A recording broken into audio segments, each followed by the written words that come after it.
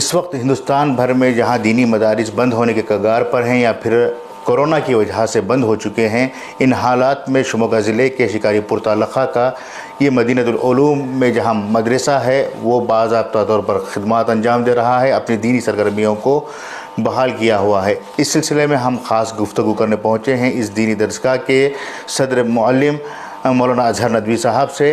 آئیے ہم بات کرتے ہیں مولانا اظہر ندوی صاحب سے کہ کس طرح سے ان کا ادارہ خدمات انجام دے رہا ہے۔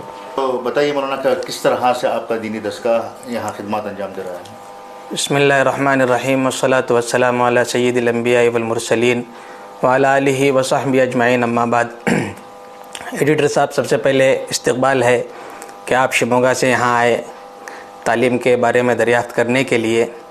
اللہ آپ کو اس کا بہترین بدلہ عطا فرمائے۔ پہلی چیز، جیسا کہ آپ جانتے ہیں کہ بیماری مستقل چلنے والی ہے، اس مہاماری سے ہم کو لڑنا ہے اور لڑنے کے لیے تیار رہنا ہے۔ اس کو بیماری سمجھ کر کے ہی ہم کو کام کرنا ہے۔ اب تک حکومت نے لاک ڈاؤن کے ذریعے ہماری صحت کا خیال رکھا ہے، اب ہم خود جو ہے اپنی صحت کا خیال رکھ کے آگے بڑھنا ہے۔ ایڈیٹر صاحب، تعلیم ویسے تو مدارس میں بند ہے، ہمتیں سب کی جو ہے ٹوٹ چکی ہیں، پست ہو چکی ہیں، لیکن ہم لوگوں نے جو سلسلہ شروع کیا ہے، مقامی طلبہ جو ہے صبح میں آتے ہیں 10 سے لے کر 12 ساڑھے 12 تک، سوشل ڈسٹینس مینٹیننس کر کے جو ہے بیٹھتے ہیں، اور باقاعدہ جو قانونی کارروائیاں ہوتی ہیں کہ جو ہے وہ مارتے ہیں، اس کے ذریعے جو ہے باقاعدہ پوری کارروائی ہوتی ہے، کام ہوتا ہے، اور ایک دو استاد کی نگرانی میں قرآن کی تعلیم کا سلسلہ شروع ہے۔ اسی طرح تمام اساتذہ کو ذمہ داری بھی دی گئی ہے کہ آن لائن کلاس کا بھی جو ہے سلسلہ شروع کیا جائے۔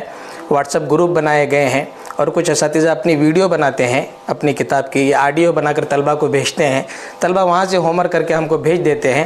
اس اعتبار سے طلبہ اور اساتذہ کا تعلق اور مدرسے سے ان کا جوڑ اور ربط قائم ہے، اور اس طرح ہماری تعلیم کا سلسلہ شروع ہے۔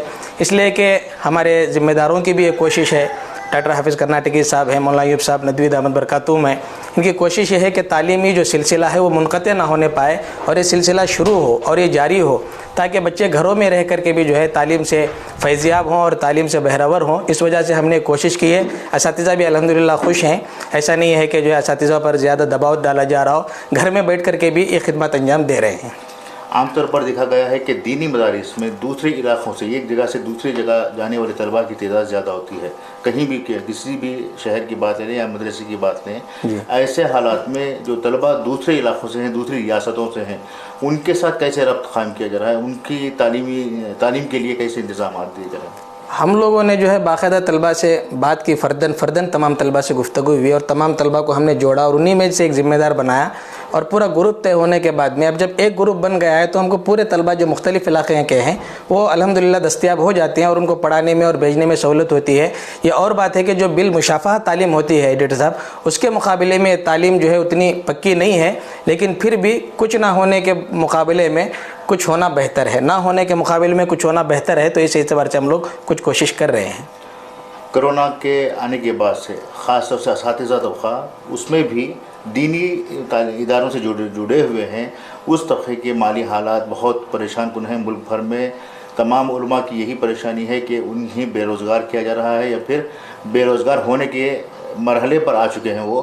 تو ان حالات میں آپ کا ادارہ کس طرح سے خدمات انجام دے رہا ہے؟ جی، جو ادارے والے جو ہے اساتذہ کی تنخواہوں کو روک رہے ہیں، یقیناً یہ غلط بات ہے، اس لیے کہ پورا انحصار اور پورا دار و مدار مدرسین کا اور اساتذہ کا جو ہے مدرسے ہی سے جڑا ہے۔ ذمہ داروں کا مطلب بھی یہی ہوتا ہے کہ ایسا نہیں ہو عام طور پر یہ جواب دیا جا رہا ہے کہ چندہ نہیں ہو پایا ہے، اس وجہ سے ہم تنخواہیں نہیں دے پا رہے ہیں۔ یہ جواب اس وقت تک صحیح نہیں ہے۔ ذمہ دار کا مطلب یہ ہے کہ جب اساتذہ نے آپ کو اچھے حالت میں ساتھ دیے ہیں، تو اب جب ان کا برا وقت آ گیا ہے اور روزگار ان کو نہیں مل پا رہا ہے، تو ہم لوگ جو ہے اس موقع پر آگے بڑھیں اور ان کی تنخواہوں کا اہتمام کریں۔ الحمدللہ ہمارے ذمہ داروں کے طرف سے اساتذہ کو الحمدللہ تنخواہیں مل رہی ہیں، اور اساتذہ خوش ہیں، اور جتنا ہو سک رہا ہے سب جو ہے ہمارے کچھ اساتذہ باہر بھی ہیں، ایڈیٹر صاحب، باہر بھی کچھ اساتذہ ہیں جو مقامی نہیں ہیں، الحمدللہ اپنے ہی علاقے میں رہ کر کے جو ہے وہ بچوں کو سبق دینا، سبق لینا، پڑھانا، سکھانا، لکھانا سب وہیں سے کر رہے ہیں۔ الحمدللہ کوئی تکلیف نہیں ہے، لیکن یہ پیغام یہ ہے کہ مدرسوں کی اور اساتذہ کی تنخواہیں نہ بند کی جائیں، ان کو باقاعدہ جو ہے تنخواہیں دی جائیں۔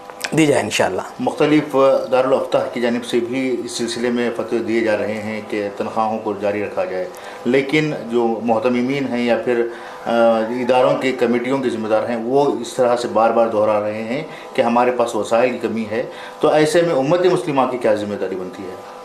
امت مسلمہ کی یہ ذمہ داری بنتی ہے، جو ہمارے درمیان اصحاب ثروت ہیں وہ یہ ہیں۔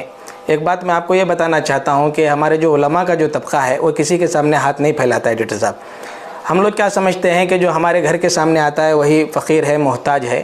قرآن پاک میں ارشاد ہے کہ لا يسألون الناس الحافا، لوگوں کو چمٹ کر در در جا کر مانگتے نہیں ہیں۔ تو ہمارے علماء کرام کا طبقہ پریشان ضرور ہے، ان کی مدد کرنی چاہیے۔ تو اس موقع پر اصحاب ثروت ہیں، مالدار اور مالدار جو طبقہ ہے وہ خود آگے بڑھے اور ان کو جو ہے ایسے دیں کہ بائیں ہاتھ کو نہ معلوم ہو کہ دائیں ہاتھ نے کیا خرچ کیا ہے۔ تو علماء کرام جو ہے حقیقت میں بہت پریشان ہیں۔ اب اس طرف سے آپ دیکھیں گے ایک اعتبار، دونوں طرف سے ہم کو سوچنا چاہیے کہ محتمم اور نظماء مدارس بھی جو ہے ایک اعتبار سے پریشان ہی ہیں، لیکن اس موقع پر ہمارا جو طبقہ ہے آگے آ جائے اور علماء کرام کی خبر گیری کرے۔ اب کہیں مکتب بند کر دیا گیا، ابھی حال ہی میں ہم نے سنا کہ ایک حافظ صاحب تھے، مکتب کی تنخواہ بند ہو گئی، ٹریکٹری میں بالو لوڈ کرنے کے لیے گئے اور ٹریکٹری اوپر پلٹ گئی، وہیں انتقال ہو گیا۔ تو ظاہر سی بات ہے کہ آدمی ہاتھ پیر تو مارے گا جب تک جو ہے پیٹ ہے، کمانا پڑے گا، آل اولاد ہے۔